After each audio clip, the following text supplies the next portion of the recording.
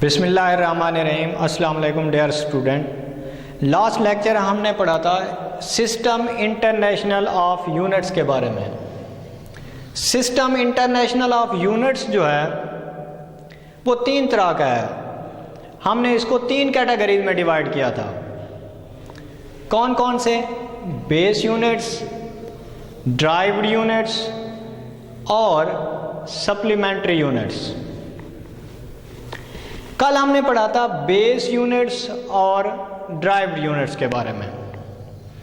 हमारा जो आज का लेक्चर है वो है सप्लीमेंट्री यूनिट्स के बारे में कि सप्लीमेंट्री यूनिट्स क्या है। तो ये सप्लीमेंट्री यूनिट्स होते क्या हैं? The units which are neither base nor derived. ऐसे यूनिट्स जो ना तो बेस हूं और ना ही क्या हूं, ड्राइव हूं, उन्हें हम कहते हैं सप्लीमेंट्री यूनिट्स। तो ये सप्लीमेंट्री यूनिट्स कौन कौन से हो सकते हैं? हम कह सकते हैं there are two types of supplementary units. वो कौन कौन से हैं? Radian and steradian. ये इस चैप्टर का बहुत अहम शॉर्ट क्वेश्चन भी है। अक्सर पूछा जाता है differentiate between radian and steradian. आपने इसको ठीक तरीके से याद करना है। हम इन दोनों के दरमियान डिफरेंस को स्टडी करेंगे, रेडियन क्या होता है और स्टेरेडियन क्या होता है। तो सबसे पहले हम रेडियन के बारे में स्टडी करेंगे कि रेडियन क्या होता है। रेडियन में यहां पर मैंने एक डायग्राम ड्रा किया है। यहां पर मैंने सपोज कर दिया है कि जी ये हमारे पास एक सर्कल है। ये सर्कल का सेंटर है और पॉइंट सेंटर से पॉइंट ए तक का डिस्टेंस इस सर्कल का रेडियस है। तो इसका मतलब क्या हुआ कि आर जो है वो इस सर्कल का रेडियस है। हम पढ़ रहे हैं किस चीज के बारे में? रेडियन के बारे में। तो रेडियन होता क्या है? एक एंगल होता है। कैसे बनता है वो मैं आपको बताऊंगा कि जी आपने यहां पर इस सर्कल के ऊपर एक आर्क बनानी है। आर्क का मतलब क्या होता है? एक कॉस ड्रा करनी है। आर्क को उर्दू में कॉस कहते हैं कि जी आपने इस पॉइंट से एक आर्क लगानी है, आर्क बनानी है। सपोज किया कि जी ये हमारे पास आर्क है। गौर से सुनिएगा कि आर्क की जो आप आर्क लगा रहे हैं उसकी लेंथ कितनी होनी चाहिए। बहुत अहम बात है कि उसकी लेंथ कितनी होनी चाहिए। इस आर्क की लेंथ जो है वो इस रेडियस के इक्वल होनी चाहिए। सपोज क्या कि जी वो हमारे पास आर्क जो है वो ए बी के इक्वल है। किस चीज के इक्वल है? A B. और इसकी लेंथ हमारे पास किस चीज के इक्वल है? आर के इक्वल है। रेडियन के लिए याद रखें, रेडियन के लिए हमेशा कंडीशन यही रहेगी कि जो भी आपने आर्क लगानी है इस आर्क की लेंथ इस सर्कल के रेडियस के इक्वल होनी चाहिए। अब आप इस आर्क को, इस लाइन को, इस पॉइंट को इसके सर्कल के सेंटर से मिला दें। यहाँ पर जो हमारे पास एंगल बनेगा इसका नाम है रेडियन। तो ये जो एंगल होगा ये हमारे पास किस चीज़ के इक्वल होगा? 1 रेडियन। ये एंगल किस चीज़ के इक्वल होगा? 1 रेडियन। तो सबसे पहले तो आपने इसकी डायग्राम को सही तरीके से स्टडी करना है, उसके बाद आप इसकी डेफिनेशन पे आ जाएं। ये जो रेडियन है it is the unit of plane angle.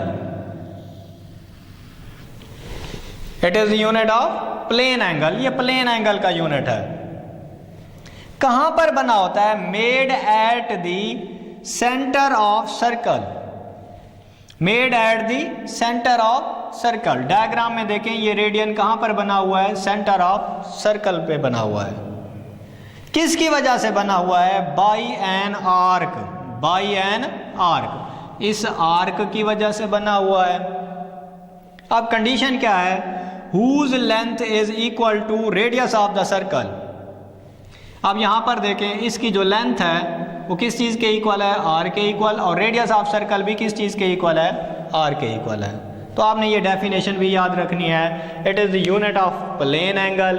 ये किस चीज़ का यूनिट है, प्लेन एंगल का। रेडियन किस चीज़ का यूनिट है, प्लेन एंगल का। प्लेन एंगल सब एक क्वांटिटी है और ये रेडियन इसका यूनिट है। Made at the centre of circle by an arc whose length is equal to the radius of the circle. और इसी टॉपिक के साथ दो बहुत अहम MCQs हैं जो अक्सर पूछे जाते हैं, तो वो भी आपने याद करने होंगे। क्या, it is of 2 dimensional angle. ये जो रेडियन होता है ये 2 डायमेंशनल होता है। आपको पता होना चाहिए कि ये डायमेंशन क्या होता है। गौर से सुनिएगा कि जी अगर हमारे पास सिर्फ एक एक्सिस हो, एक्स एक्सिस है, तो हम इसको कहते हैं 1 डायमेंशन। हमारे पास एक्स भी हो और वाई भी हो, वाई एक्सिस भी हो, तो इसको हम कहते हैं 2 डायमेंशन। एक्स एक्सिस और वाई एक्सिस दोनों को हम क्या कहते हैं, 2 डायमेंशन। और एक्स एक्सिस भी हो, वाई एक्सिस भी हो और नेक्स्ट जी एक्सिस भी हो, तो हम इसको कहते हैं 3 डायमेंशन। क्या कहते हैं, 3 डायमेंशन। तो ये हमारे पास जो रेडियन होगा वो क्या होगा, 2 डायमेंशन होगा। ये आपने याद रखना है। उसके बाद दूसरा बहुत अहम MCQs है, 1 कंप्लीट सर्कल। एक कंप्लीट सर्कल में कितने रेडियन होते हैं, 2 पाई रेडियन होते हैं। एक कंप्लीट सर्कल में कितने रेडियन होते हैं, 2 पाई रेडियन होते हैं। तो ये दोनों पॉइंट्स आपने MCQs के हवाले से याद करने हैं, बहुत अहम है।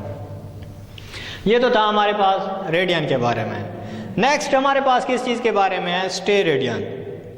ये स्टे रेडियन क्या है, अच्छा जी, ये जो रेडियन होता है वो सर्कल पे बनता है, सर्कल के अंदर बनता है।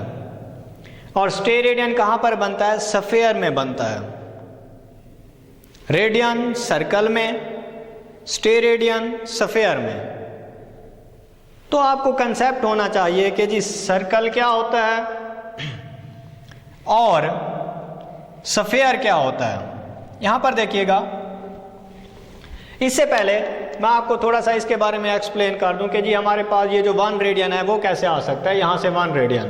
देखिए हमारे पास एक इक्वेशन है, S is equal to R theta. R यहाँ पर मल्टीप्लाई हो रहा है, इधर आकर क्या हो जाएगा, डिवाइड। तो S over R is equal to क्या हो जाएगा, theta.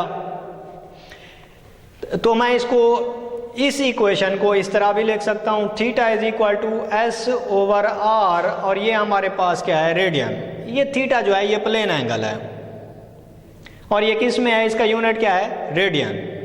Theta is equal to S over R into radian. इसमें S क्या है, S ये वाला डिस्टेंस है, A से लेकर B तक के डिस्टेंस को हम क्या कह रहे हैं, S कह रहे हैं। और यहाँ पर देखें S हमारे पास किस चीज़ के इक्वल है, R के इक्वल है। तो यहाँ पर S की जगह पर आपने नीचे क्या पुट कर देना है, R। यहाँ पर डिनोमिनेटर में भी R था, R से R क्या हो जाएगा, कैंसल।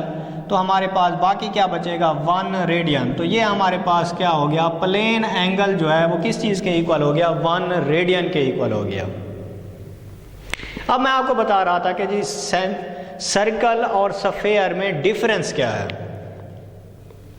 सर्कल का आपको पता होना चाहिए और स्फीयर का आपको पता होना चाहिए। तो पहले मैं आपको थोड़ा सा इसके डिफरेंस के बारे में बता दूं कि सर्कल क्या होता है और स्फीयर क्या होता है। गौर से सुनिएगा, ये जो सर्कल होता है वो 2 डायमेंशनल होता है। सर्कल क्या होता है, 2 डायमेंशनल।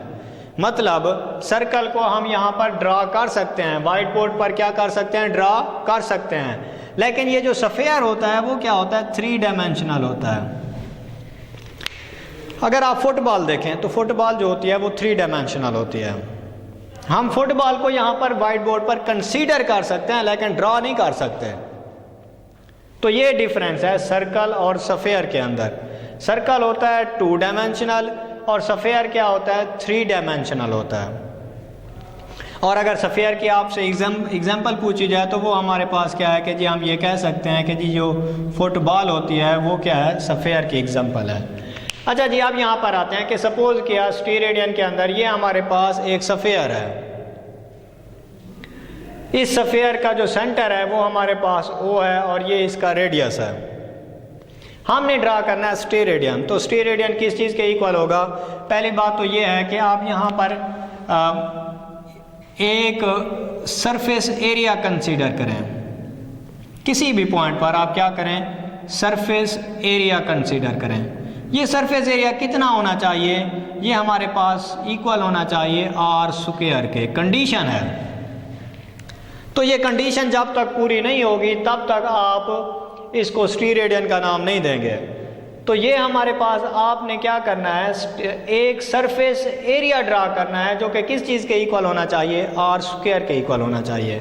आप फिर इस पॉइंट को सेंटर ऑफ द सफ़ेयर के साथ मिला दें, जो हमारे पास एंगल बनेगा वो किस चीज़ के इक्वल होगा, 1 स्टीरेडियन के इक्वल होगा। किस चीज़ के इक्वल होगा? 1 स्टीरेडियन के इक्वल होगा।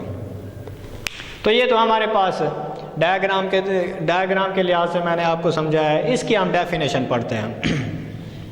It is the unit of solid angle. तो सबसे पहली बात तो ये है कि स्टीरेडियन किस चीज़ का यूनिट होता है? सॉलिड एंगल का यूनिट होता है। कहाँ पर बन रहा है? Made at the centre of sphere. Made at the centre of sphere by surface area equal to the square of radius of the sphere. कि जी इसका जो सरफेस एरिया होना चाहिए वो रेडियस के स्क्वायर के इक्वल होना चाहिए। सरफेस एरिया रेडियस के स्क्वायर के इक्वल होगा तो जो एंगल यहाँ पर बनेगा उसको हम क्या नाम देंगे? स्टीरेडियन का नाम देंगे। अच्छा जी, ये जो स्टीरेडियन होता है ये क्या होता है? 3 डायमेंशनल होता है। स्टीरेडियन क्या होता है? 3 डायमेंशनल होता है। और 1 कंप्लीट सफ़ेयर हैज़ 4 पाई स्टीरेडियन। यहाँ पर अगर इधर देखिएगा तो ये हमारे पास है 2 पाई स्टीरेडियन, 2 पाई रेडियन, और 1 कंप्लीट सफ़ेयर है 4 पाई स्टीरेडियन। तो ये दोनों MCQs आपने ये भी इसके भी याद करने हैं और ये 2 MCQs भी आपने रेडियन के हवाले से याद करने हैं। अगर मैं इसको मैथमेटिकली सॉलिड एंगल, ये किस स्टीरेडियन जो है वो किसका यूनिट है? सॉलिड एंगल का। अगर मैं इसको प्रूव करना चाहूँ मैथमेटिकली तो ये हमारे पास होगा सॉलिड एंगल वो किस चीज़ के इक्वल होता है? Area over R square N2 क्या हो जाएगा? स्टीरेडियन। SR का मतलब है स्टीरेडियन। अब यहाँ पर जो सरफेस एरिया हमने ड्रा किया है वो किस चीज़ के इक्वल है? R स्क्वायर के इक्वल है। तो इस एरिया की जगह पर आप क्या पुट कर दें? R square. R स्क्वायर से R स्क्वायर क्या हो जाएगा? कैंसल। तो बाकी हमारे पास क्या बच जाएगा? 1 स्टीरेडियन। तो ये सॉलिड एंगल किस चीज़ के इक्वल होगा? 1 स्टीरेडियन। तो इस क्वेश्चन को आपने ठीक तरीके से याद करना है। अक्सर शॉर्ट क्वेश्चन में पूछा जा सकता है डिफरेंशिएट बिटवीन रेडियन एंड स्टीरेडियन। तो ये कंसेप्चुअली आपने याद करना है, इसको रटा लगाने की कोई ज़रूरत नहीं है। मैं उम्मीद करता हूँ कि ये लेक्चर आपको पसंद आया होगा।